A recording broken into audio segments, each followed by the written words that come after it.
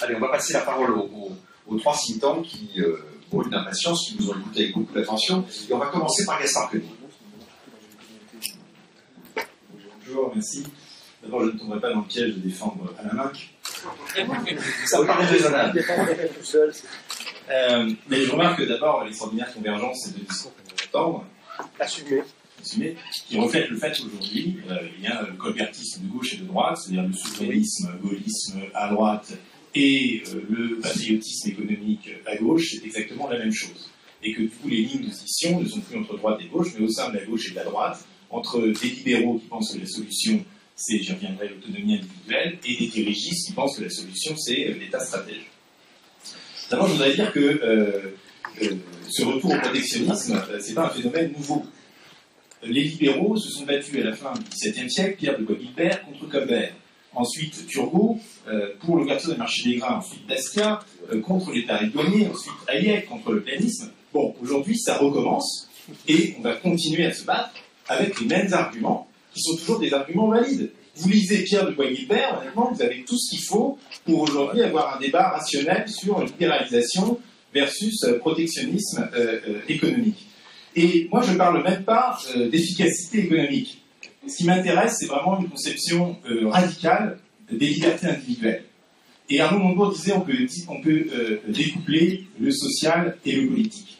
Eh bien, moi, je pense que c'est pas vrai. C'est d'ailleurs l'argument hayekien. Quand vous êtes dirigiste en économie, vous êtes forcément, nécessairement, philosophiquement autoritaire en politique. Et c'est pourquoi les deux discours qu'on a entendus, même si ce sont des discours civilisés, à la française, sont fondamentalement exactement le même discours que celui de Trump. C'est le protectionnisme contre les traités de libre-échange. Contre les traités de libre-échange. Et par ailleurs, et puis aussi, on dit, oui, on est entré dans l'ère de la politique post-vérité. Je pense que il ne faut pas mépriser toutes les vérités et tous les chiffres sous prétexte que les chiffres sont manipulables. Il n'est pas faux de dire que les objectifs de développement des Nations Unies, c'est-à-dire de réduire la pauvreté de moins de $1 par habitant et par jour, ont été largement dépassés au début du XXIe siècle. Il y a des livres, vous regardez le statisticien Max Roser, par exemple, d'Oxford, vous avez une progression quand même assez phénoménale des niveaux de vie dans le monde entier. Il y a plein de problèmes, et c'est pas quelque chose qu'on peut nier. Moi, il faut aller voir. Moi, j'ai été voir parce qu'au Rwanda, il y a 2 mois, au Rwanda, tout le monde est libre-échangiste. Ils ont très bien compris que ce qui leur permet de se remettre sur pied, c'est une économie de marché avec un état de droit très solide.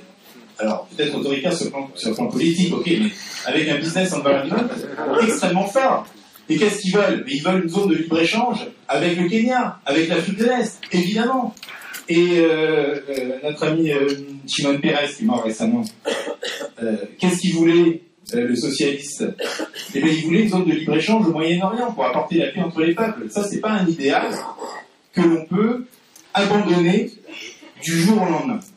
Après, on peut rentrer dans des arguments économiques sur le protectionnisme, sur le fait que, par exemple, Obama, quand il a voulu sauver le pneu américain en mettant des tarifs douaniers, l'a fait à un coût de $900 000 par emploi, ce qui a fait perdre encore plus d'emplois qu'il n'en a sauvé par la baisse du pouvoir d'achat. Mais à la limite, c'est pas le sujet. Le sujet, il est plus fondamental. Veut-on vivre dans des sociétés ouvertes?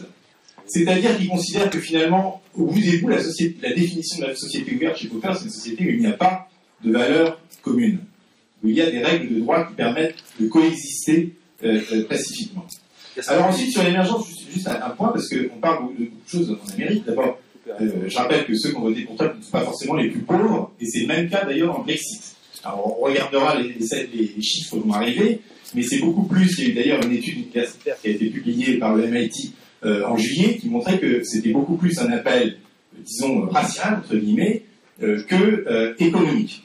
Et moi, il me semble que ces phénomènes, c'est un peu le chant du cygne, le chant du cygne du vieil homme blanc. Voilà. Et le chant du cygne, pour le coup, de l'État-nation. Et ce qu'on voit apparaître de manière beaucoup plus souterraine, ce sont des mouvements tout aussi alternatifs et assez forts, qui sont les mouvements libertariens partout dans le monde.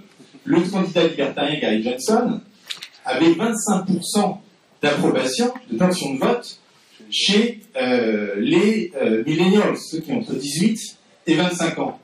Et aujourd'hui se dessine une autre alternative, une alternative à la présence de l'État et de l'État-nation dans nos vies, qui demande des instruments de politique publique. Je ne vais pas rentrer dans les détails de ce qu'on peut proposer, mais qui est une alternative, si vous voulez, aussi forte, beaucoup plus attirante intellectuellement, et que maintenant il faut construire avec des experts, et j'ai pas honte. Est-ce que vous seriez d'accord avec l'idée que cette société, ce monde ouvert, cette mondialisation que vous soutenez parce qu'elle fabrique de la prospérité à grande échelle, est-ce que vous êtes d'accord pour dire en même temps, dans nos sociétés occidentalisées, elle fabrique aussi des perdants? Et s'il n'y a pas de politique publique qui prenne en compte cette situation des perdants, alors on aboutit à la situation américaine qui veut qu'à un moment donné, il y a 1% de la société qui capte effectivement ces gains de croissance que l'Amérique a su reconstituer après la crise de 2007-2008. Donc là, ça ouvre quand même une question. Je me fais l'interlocuteur inverse pour le plaisir du débat, mais je pense que ça ouvre une question quand même fondamentale sur les outils de politique économique aujourd'hui. Alors ma réponse elle est très simple, c'est que en fait, on s'intéresse trop au débat sur les inégalités et on oublie le débat sur la pauvreté.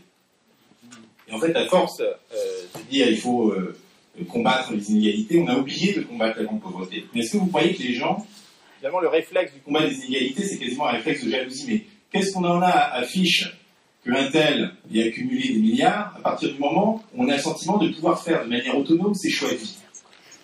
Deuxièmement, et donc du coup, le débat, il est beaucoup moins sur la taxation, par exemple, que sur, et ça je ne vais pas rentrer dans ça, mais c'est quelque chose qui me préoccupe très longtemps, et de manière très correcte, sur le revenu universel. C'est-à-dire comment éradiquer, parce qu'on a les moyens avec les niveaux de richesse qu'on a produits, profitons-en, il y a plein d'excellentes nouvelles quand même dans cet univers, profitons-en pour mettre en place, dont beaucoup rêvent depuis 2 siècles, qui est un revenu universel fait que chacun est garanti de la naissance à la mort de ne jamais avoir faim, d'avoir le minimum pour survivre. Là, vous changez radicalement la perception que les gens ont de leur propre société, des droits qu'ils y ont et de la manière dont ils peuvent effectuer leur choix de vie, indépendamment de ceux qui s'enrichissent. D'ailleurs, la formule de Thomas Paine sur le revenu universel, il y a 2 siècles, il disait « Je me fiche que certains deviennent très riches, du moment que personne ne devient pauvre en conséquence ».